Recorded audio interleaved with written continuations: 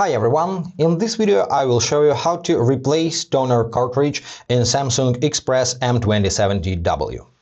First you need to open the scanning unit. To do this, just push it upwards from two sides and lift until it's locked in place over here. Next, put your finger in this hole and pull it up, and then open the slit. Now you can see your cartridge inside. Just grab the handle and pull it towards you, and you will easily eject the cartridge, like this.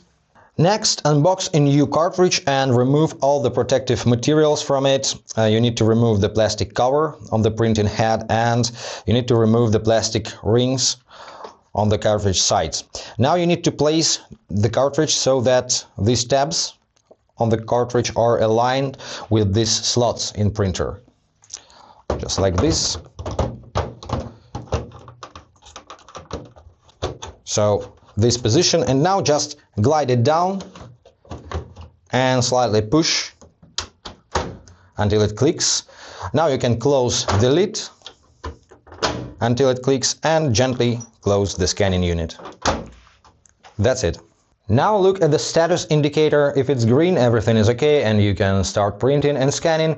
If it's red, make sure you've inserted the cartridge correctly, and if it's off, you need to wake up your screen, so you need to press the power button, and then look at the color of this indicator.